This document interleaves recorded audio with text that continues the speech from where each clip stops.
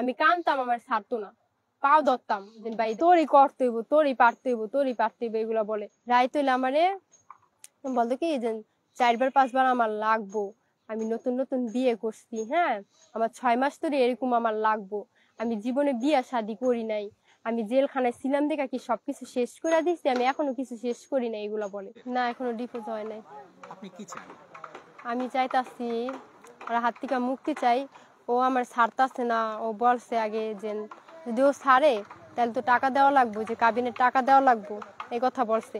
তো আমি বলতাছি যে তোর কোনো টাকা পয়সা আমার দেওয়া লাগবো না, ওই যে তুই মিথ্যা মামলা দিছস, যে ওই যে যেটার মধ্যে সই নিছে 10 লাখ টাকার, ওই স্টাম্পটা নিয়া কোর্টে যাইয়া যে বল যে এই যে অর্ডার সই নিছিলাম স্টামে, কিন্তু টাকা পয়সা দিই নাই, তোর কোনো টাকা পয়সা দিয়ে আমার সারণ লাগবে না, আমি তোর সাইডা দিম, তুই যা স্বীকার কর।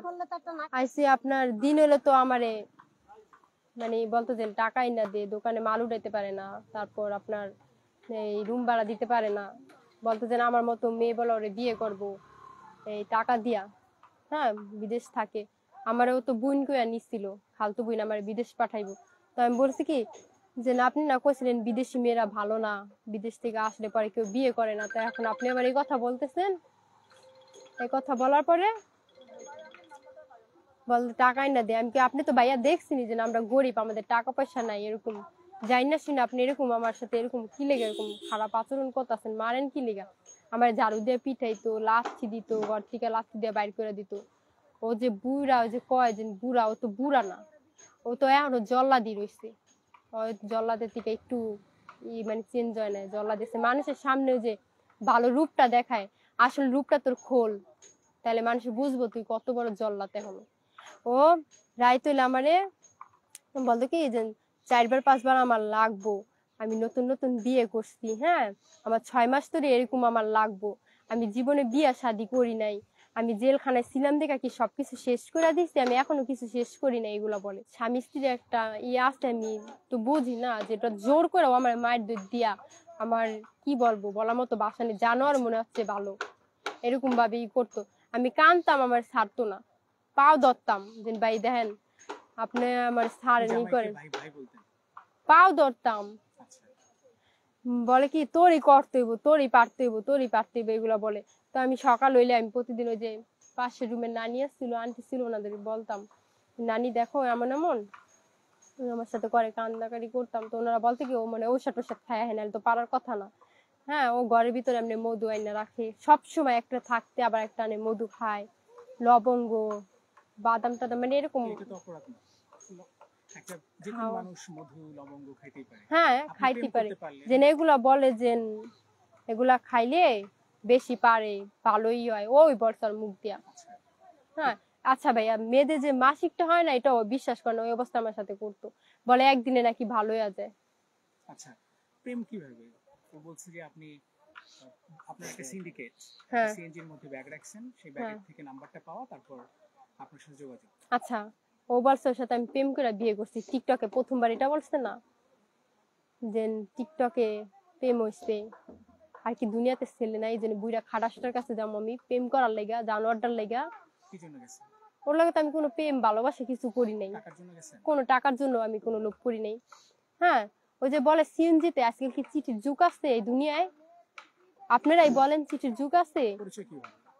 পরিচয় আমি আর আমার বান্ধবী কদমতলি গেছিলাম আপনার মামার বাসায়, আসার টাইমে সিএনজির জন্য লাইনের গাড়িতে আসলে তো মানে সময় লাগে, লোক ভরবো, তারপরে তাই আমি ওই পাশে দাঁড়াইলে অন্য গাড়ি আইলে আমরা তাড়াতাড়ি চলে যেতে পারবো, এই জন্য দাঁড়াইছিলাম। তো গাড়ি আসতেছে না, তারপর দাঁড়াই আসছি, বলতেছে কি আইসা তোমরা কোথায় যাবা, আমরা বলতেছি যে আমরা জুরাইন থাকি, জুরাইন যাবো আমি আর আমার বান্ধবী।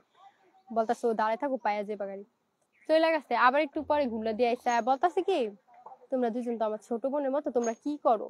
আমি বললাম কি ভাই আমি তো পাসপোর্ট করতে দিচ্ছি, আমি বাইরে চলে যাম।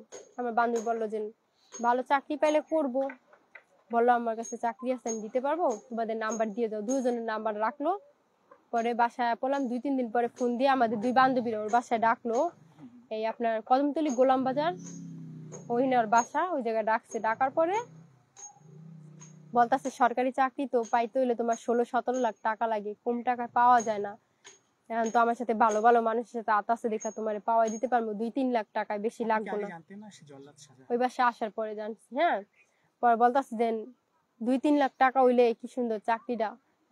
আমি কি ভাইয়া আমি তো বিদেশি চলে যাবো, আমি তো অত শিক্ষিত না যে না আমি ওই সরকারি চাকরি করবো বাকি আমি বিদেশ যাবো, এটাই ভালো। পরে বলতাছে ওই লোক আছে আমার কাছে, জল্লাদ সাজান বলতাছে ওই লোক আছে আমার কাছে, আমি তাও পাঠাতে পারবো, তোমার ভালো জায়গায় রাখবো এটা সেটা। পরে বলতাছে তাইলে তুমি একটা কাজ করো, তোমরা বাসা ছেড়ে আমার পাশে বাসা নাও। তারপর ওর যে পাশে ওর রুম, ওই পাশে একটা রুম খালি ছিল, ওই রুম আমরা ভাড়া নিচ্ছি। নেওয়ার পরে আসার পরে কয়েকদিন মানে ও ভালোই বইন বইন করে ডাকতো ই করতো।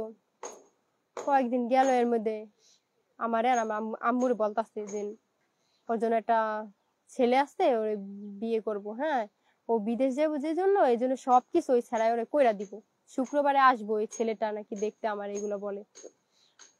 পরে আমি বলি কি আমার বলছেন কি না ভাই আমি বিয়ে শাদী করবো না, নিজেরটা নিজেই করবো বিদেশ যায়, এই কথা বলছি।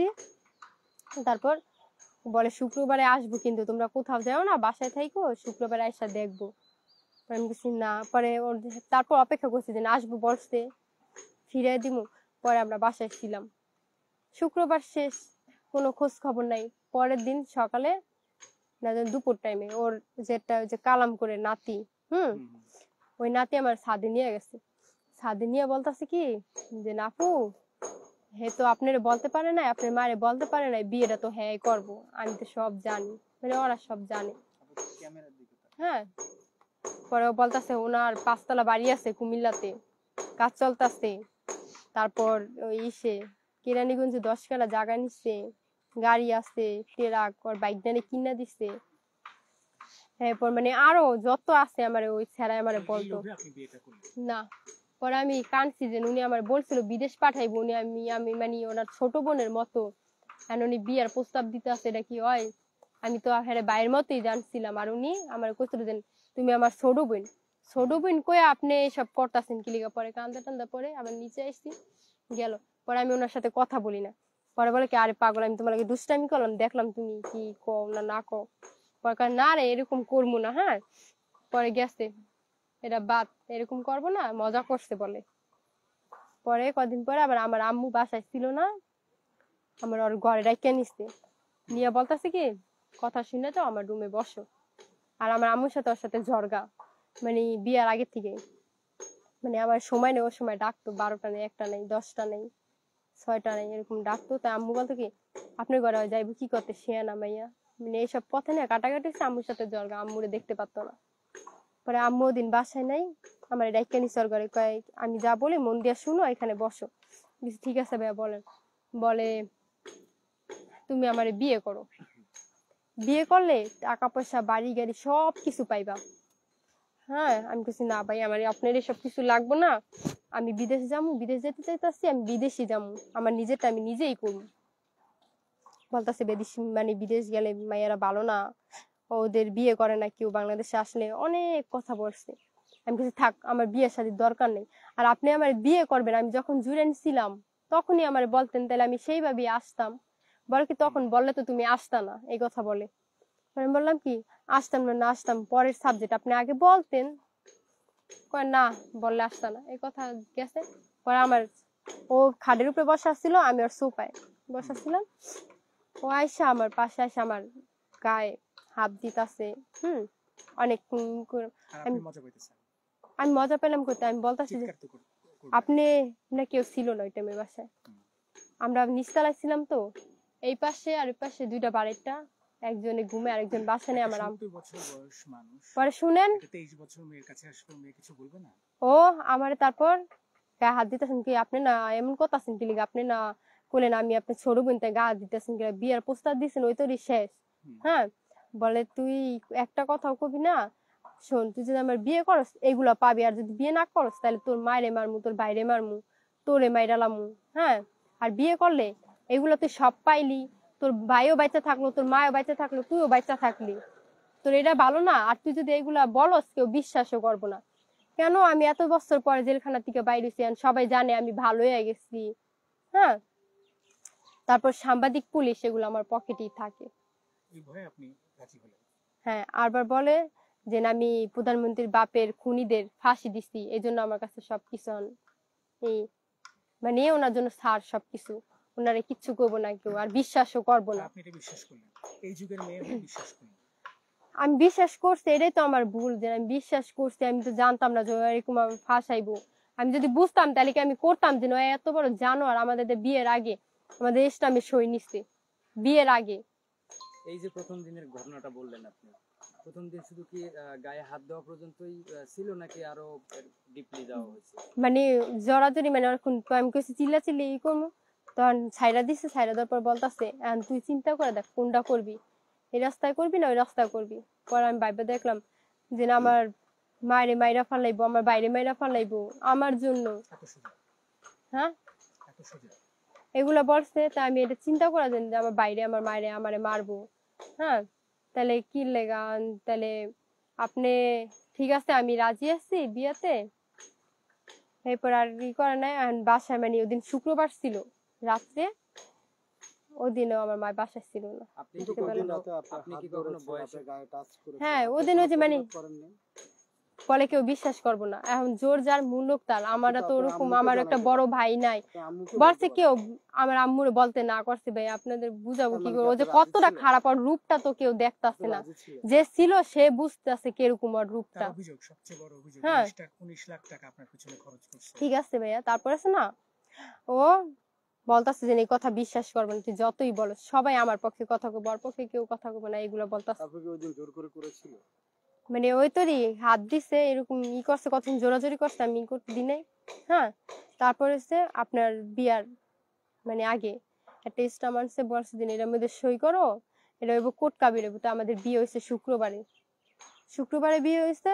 তো বলছি যে ও ওটা হলো কোর্ট কাবিন, কইছে ওটা কোর্ট ম্যারেজের কাগজ। হ্যাঁ, ওটার মধ্যে সই করো। ওটা তোমার হয়েছে শুক্র শনি তো সরকারি 2 দিন বন্ধ থাকে। ওটা আমি রবিবার দিন করে থেকে কাজ করে নিয়ে আসবো। ঠিক আছে, আমি তো বিশ্বাস করে করছি, আমি কি জানি যে এডি করবো। মানে 100 টাকার স্ট্যাম্পে আপনি সাইন করলেন? হ্যাঁ, মানে অলিখিত স্ট্যাম্প আমার কাছ থেকে উনি অন্য মানুষ এত সুন্দর করে কথা কবো, মনে ওনার মধ্যে ভেজাল নেই, আমাদের মধ্যে আছে। কান্দাকাটি ও বা বোকানালি কয় আমার এরকম ফাঁসাতে পারতো। ও বলতেছে ওকেও আপনি ফাঁসাইছেন। ওরে এটা একটা বিশ্বাস হয় যেন আপনাদের, আপনি নিয়ে চলে আসছেন। আপনাদের বিশ্বাস হয় যেন ওর মতো ওই আমরা দুজনকে বিশ্বাস করি। আপনি 19 লাখ টাকা নিয়ে আসছেন। আমি কোন এই জন্য তো আমি রেকর্ডিংটা আপনাদের শোনাবো, যে আমি ওর কাছ থেকে কত টাকা খাইছি কি করছি। আমি চলে আসলে যে মিথ্যা অপবাদ দিব, সব কিছু মানে আমার কাছে রেকর্ডিং আছে। যেদিন বিয়ে করেছিল ওই দিনে 10 লাখ টাকা দিয়েছে। সেটাই আমি যে রেকর্ড সই করে নিছে। আজান দিচ্ছে।